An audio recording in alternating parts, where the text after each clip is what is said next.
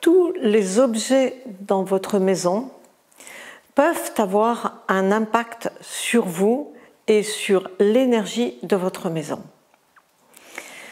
En fait, tout ce qui nous entoure impacte sur nous. Alors, ça peut être positif, mais ça peut être négatif. Bonjour, je suis Françoise Chevalier et je suis formatrice en Feng Shui de la maison, géobiologie et Feng Shui énergétique et humain.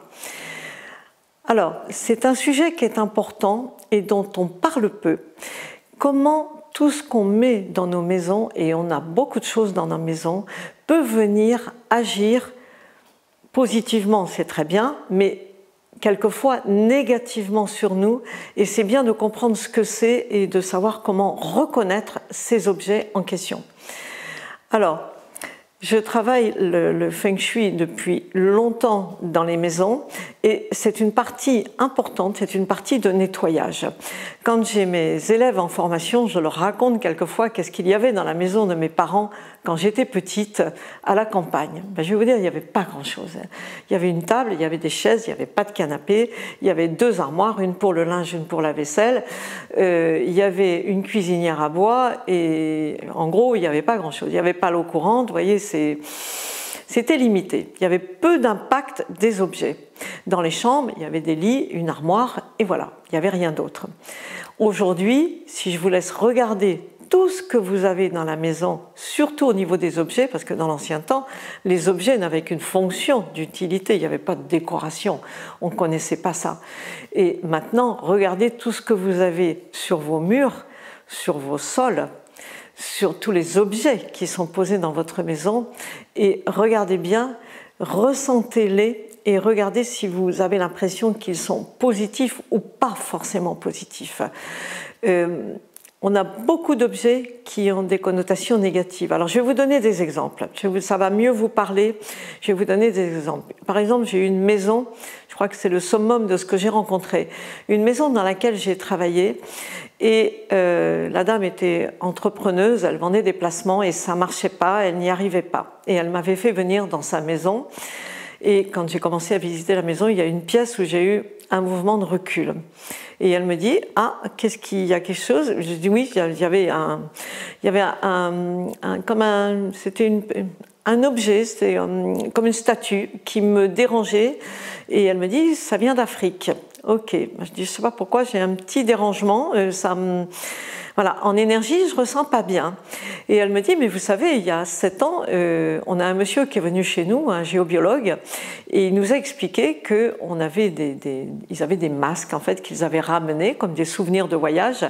Il leur a expliqué que c'était négatif. » Et je dis « Oui, vous vous en êtes séparés. » Et elle me dit « Oui, on les a mis au grenier. » Donc inutile de vous dire qu'étant au grenier, il continue à impacter de la même façon négativement. Alors en fait, tout ça pour vous dire, et le monsieur était très malade, il avait beaucoup de problèmes aussi, tout ça pour vous dire que ces objets qui étaient négatifs, en fait, c'est pas l'objet lui-même, c'est la connotation qui était dessus. C'était des objets de rituel qu'ils avaient ramenés du fond de l'Afrique et qui étaient chargés d'énergie très très forte et très, très négative et ils ne le savaient pas. On ramène quelquefois des choses en touriste et on ne se rend pas compte de ce qu'on fait. Mais même chose, quand vous voyez des personnes par exemple qui s'intéressent beaucoup à l'énergie des pierres, à la lithothérapie, moi j'aime beaucoup les pierres, j'ai beaucoup de pierres, eh bien une pierre, quelqu'un qui vous vend une pierre, lui il ne s'occupe pas de l'énergie qui est dedans, il vous vend la pierre. Nous on doit la nettoyer, la mettre en lumière pour lui enlever les énergies négatives qu'elle a dessus. La pierre, elle a été extraite, elle vient c'est un minerai qui a été extrait, souvent avec pénibilité, surtout quand ce sont des géodes, des grandes pierres. Ça a été lourd, ça a été compliqué, en plus c'est très fragile, donc les gens font très attention. Et du coup, elle est passée dans plein de mains, cette pierre, avant d'arriver chez vous, et elle est chargée de plein de mémoires, d'énergie que les personnes ont mis dessus, y compris la personne qui vous l'a vendue, ou l'intermédiaire qui veut en retirer une belle somme d'argent et qui a posé une intention dessus qui n'est pas toujours aussi positive qu'on le voudrait, pas toujours aussi noble que l'est la pierre, vous voyez. Mais ça peut être, alors j'ai vu par exemple des meubles, par exemple, qui sont chargés d'énergie, en particulier des fauteuils. Alors, vous allez me dire, pourquoi des fauteuils?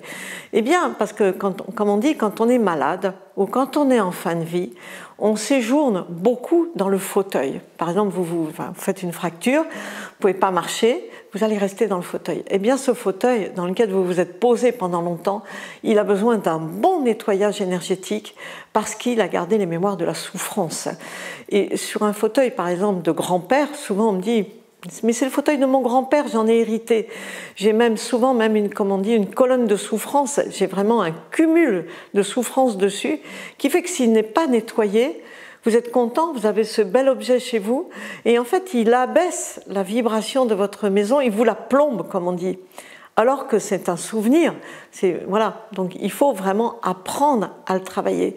Même chose pour les tableaux dont on hérite ou qu'on achète, par exemple dans les brocantes. Vous ne savez pas ce qu'il a vécu, ce tableau, dans quelle maison il est allé, quelle connotation il a eu, quelle souffrance il a pu accompagner, vous voyez, de quoi il peut être chargé. Même chose pour la vaisselle. Vous héritez de la vaisselle de votre arrière-grand-mère, eh bien, souvent elle est chargée d'énergie pas forcément positive. On a peut-être pleuré dans l'assiette à soupe et cette énergie, elle est restée dedans, vous voyez, elle est restée cumulée dedans et tant que quelqu'un ne l'a pas enlevée, ça reste, c'est encore là. Et je ne vous parle pas des bijoux de famille. Les bijoux dont vous héritez, qu'est-ce qu'ils ont vécu ces bijoux? Voilà. Donc il faut apprendre à les nettoyer, à les mettre en énergie positive pour les conserver avec le souvenir joyeux. Donc là, voilà, c'est vraiment le souvenir, alors que chez nous, la mémoire, elle va souvent être connotée plutôt négative. Donc vous voyez, tout ce qu'on peut, regardez tout ce que vous avez dans la maison, regardez à quoi c'est associé, à qui c'est associé, d'où ça vient, avec quelle énergie, et voilà, regardez s'il ne faut pas les nettoyer et leur amener une belle énergie positive dessus. Donc, si vous voulez, voilà, si ça vous intéresse, continuez à regarder, vous allez trouver d'autres vidéos aussi sur des nettoyages, etc. Vous pouvez regarder le site internet, vous pouvez aussi nous questionner sur nos formations, puisque je donne des formations en Feng Shui de l'habitat et c'est passionnant, voir comment la maison peut nous porter en énergie, soutenir nos projets, mais aussi comment elle peut nous plomber. Vous voyez, donc ce sont les deux opposés. Donc si ça vous intéresse, n'hésitez pas, si vous êtes prêt à avoir envie d'une formation, n'hésitez pas à sauter le pas, prenez un rendez-vous gratuit dans ces cas-là et je serai contente de vous accueillir dans nos formations.